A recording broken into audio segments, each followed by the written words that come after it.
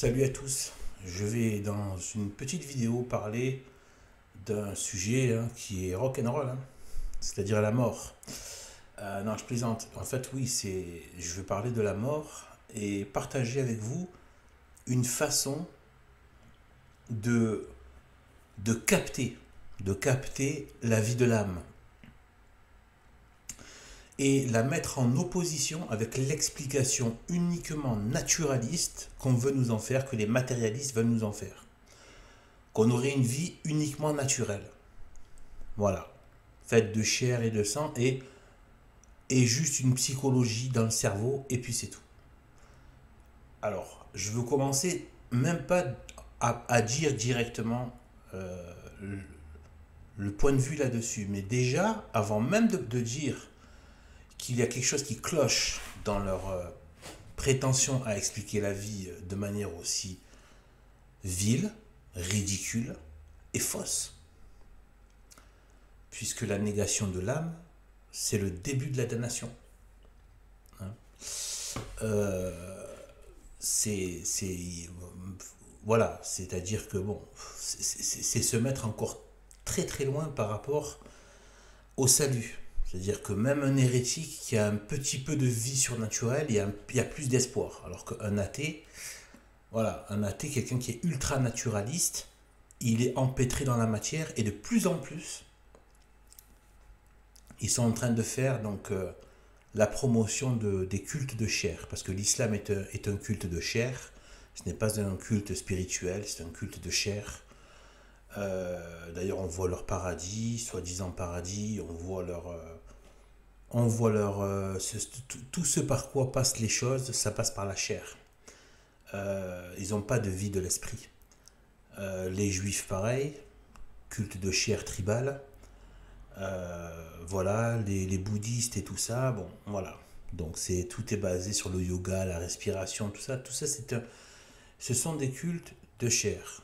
Et en plus avec eux, on a les athées, les athéistes matérialistes qui eux ne croient en rien, n'ont aucune relation avec un culte et qui sont juste dans le culte de leur ego, de leur orgueil et du matérialisme. Alors, la première chose à dire par rapport à leur approche, c'est que ils ne reconnaissent qu'une vie autre que celle qui est simplement organique et qui est la vie psychologique. Ça, ils le reconnaissent parce qu'ils sont obligés de le reconnaître. Vous avez une psychologie. Voilà, ça c'est obligé. C'est la partie la plus extérieure, la plus en contact avec le corps. C'est pour ça qu'ils en sont restés là. Mais, je ne vais pas m'étaler sur ce point, mais c'est un point à noter. Ils ne parlent pas du rapport à la mort. Comment traiter la mort, comment gérer la mort, comment traiter la question de la mort. Tous ces grands psychologues, psychiatres, tout ce que vous voulez, on voit qu'il y a une grande faillite, un grand défaut de travailler sur la question de la mort. Ce qui veut bien dire, je devais le dire avec mes propres pensées de manière directe, c'est que ce sont des cultes de mort. Et ils ne peuvent pas l'admettre directement, donc ils sont obligés de faire croire qu'ils sont dans le camp de la vie. En fait, ce sont des cultes de mort, donc ils nient la mort pour mieux la laisser, voilà, la laisser lui donner du terrain. C'est un peu comme le diable. Moins on en a conscience et moins on prend des dispositions. Mais c'est pareil par rapport à la mort. La meilleure façon pour laisser le diable avancer, c'est de nier son existence. Et pareil pour la mort. La meilleure façon de plonger les gens dans la mort éternelle de leur âme, une fois que leur corps sera mort, arrêté, mais il sera ressuscité après, pour le meilleur ou pour le pire. Et là, c'est pour le meilleur du meilleur et le pire du pire à l'infini, ou du meilleur à l'infini. Alors, là où je démonte simplement leur façon de composer, on va parler vraiment simplement. Ils disent donc que voilà, la vie du corps, c'est une vie biologique, avec les organes. Voilà, tout ça. Ils disent non, mais l'âme, ça n'existe pas. L'âme n'existe pas. C'est juste une vue de l'esprit. Eh bien, je vais vous dire une chose. Le naturalisme lui-même rend impossible la peur de la mort. Pourquoi est-ce qu'il y a cette peur de la mort et pourquoi est-ce qu'il y a cette agitation de quelque chose à l'intérieur qui peut parfois être très violent, très très très très violent, si l'âme s'approche de la mort? Vous vous rendez compte des terreurs, de l'état de l'état dans lequel entre l'être humain? C'est des états de terreur, d'angoisse terribles. Et d'ailleurs, surtout pour ceux qui ne sont pas préparés.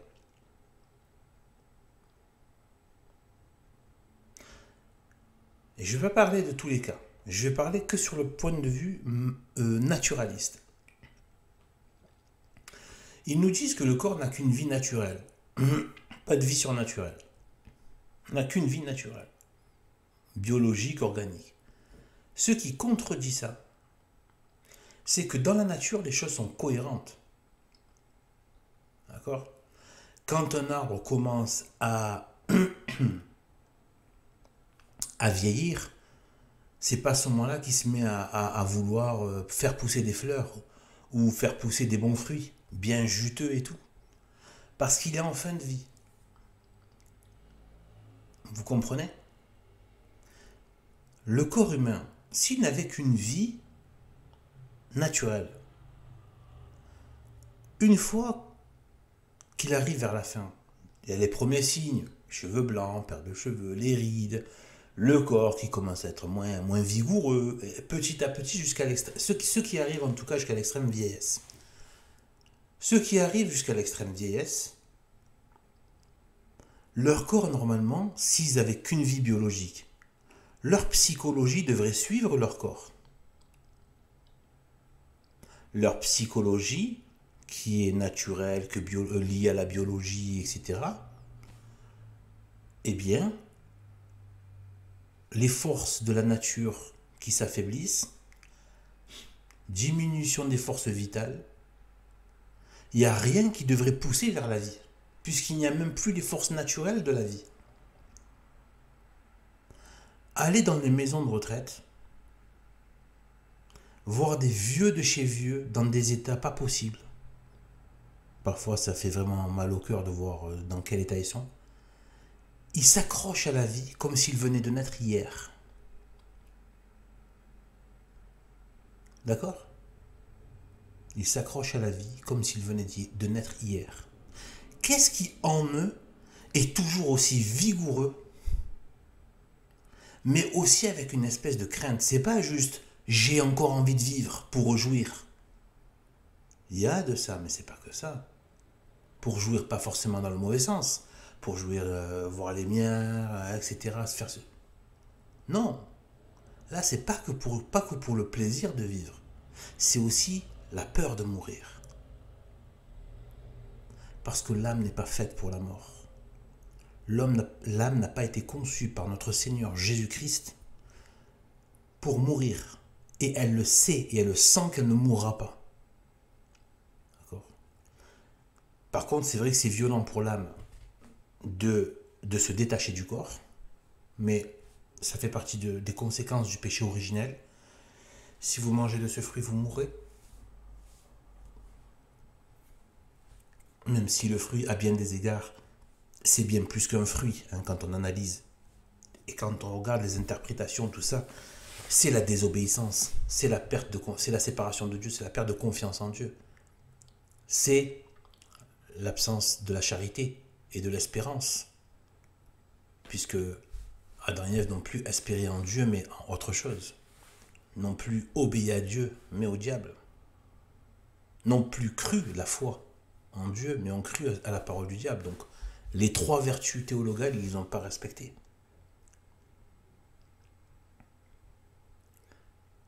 Et en fait, on est tous soumis au même examen de conscience.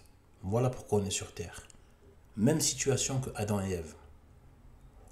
Sans doute en pire, à cause des péchés humains qui ont aggraver encore plus le chemin du salut.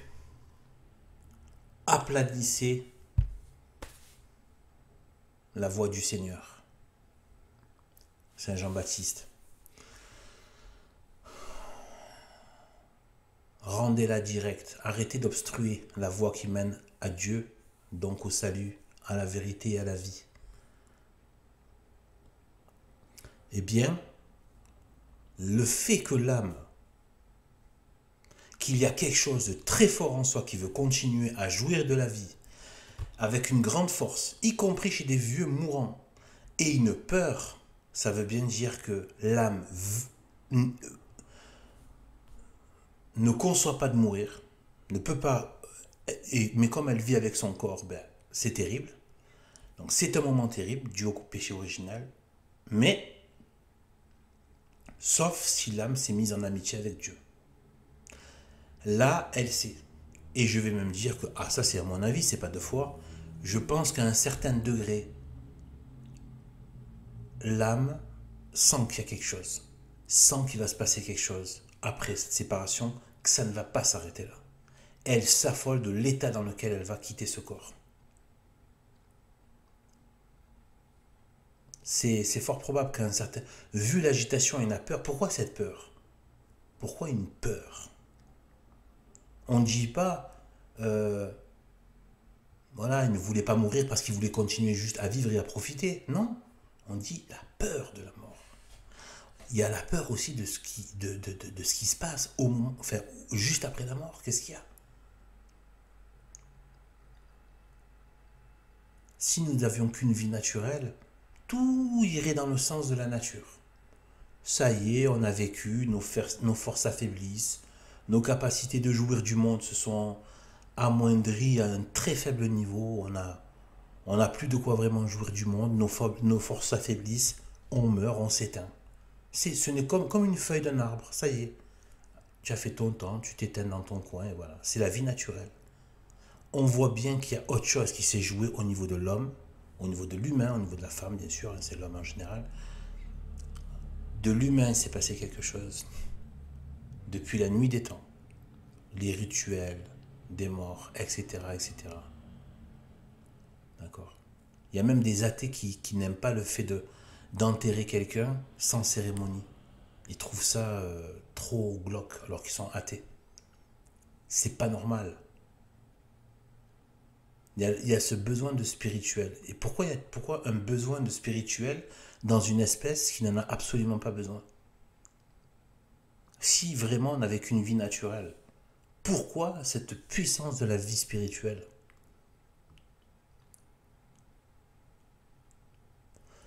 Voilà, le simple fait que malgré l'extinction des forces dans le corps humain, l'âme se débat dans l'envie de vivre éternellement, et en plus d'avoir la peur, c'est qu'elle a peur du jugement de Dieu, et elle a peur de l'enfer.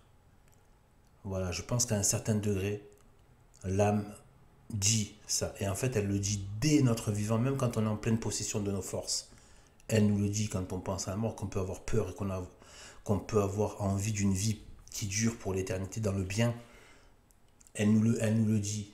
Mais justement, les diables et les fils du diable qui dirigent ce monde, qui dirigent les médias, qui dirigent les universités, qui dirigent tout ça, leur travail, c'est de fabriquer, c'est de faire de ce monde, qui devait être un monde de pénitence, pour se purger, une sorte de purgatoire pour aller de l'état de péché dans une vie humble, avec tout ce qu'il faut pour pouvoir passer une vie pas trop difficile, quand même Dieu a laissé quand même un monde pas trop désolé, et de quitter ce monde et rejoindre la félicité. Voilà, c'est ça le plan de Dieu. Vu qu'on a ça, il fallait qu'on se purge, donc il ne nous a pas mis en enfer. Et eux, ils veulent faire de ce monde un monde de perdition, une machine à fabriquer des damnés, une machine à envoyer les âmes en enfer. C'est ce que veut faire de ce monde Satan.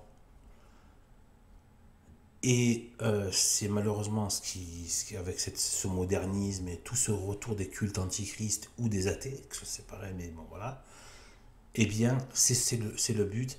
Et la perfidie du démon, c'est qu'en plus, il fait croire que c'est la fête. On s'éclate, jouir, etc. Tu jouis dans un endroit où tu es censé purger ta peine.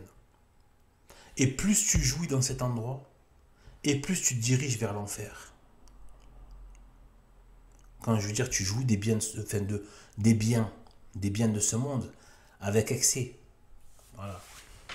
Dieu n'a pas dit zéro, appréciation des bonnes choses de la vie, dans la bonne mesure, avec humilité, sans prédation, sans grandes excitations, etc. Vous savez, cet esprit de pauvreté qu'il y a chez les catholiques, il faut l'aimer, cet esprit de pauvreté. Une énorme sagesse.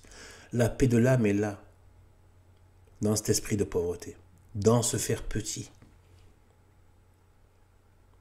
C'est un malheur, en fait, même sur cette terre, déjà, l'orgueil.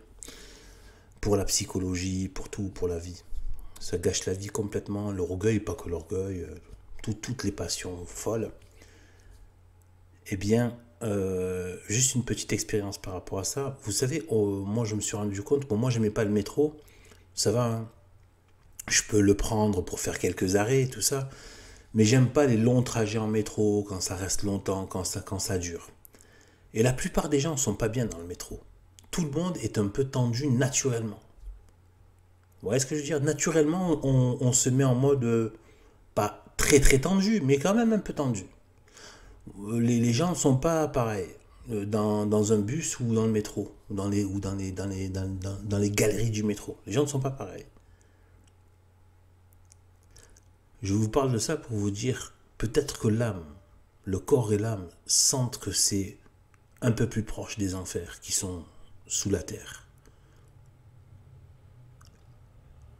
et dont personne ne sort et personne ne peut y entrer sauf les âmes damnées lorsqu'elles y sont jetées. J'ai fait des vidéos là-dessus. L'enfer est réel. Des anges connaissent le chemin et voilà.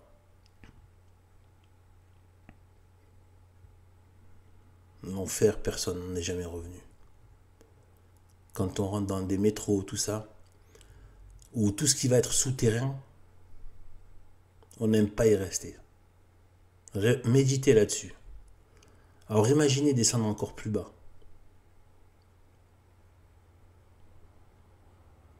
Et avec les horreurs de l'enfer pour l'éternité. Mettez-vous à genoux, pleurez devant Jésus-Christ et Sainte Marie. Gloire soit au Père et au Fils et au Saint-Esprit, comme il était au commencement, maintenant et toujours, et dans les siècles des siècles, ainsi soit-il.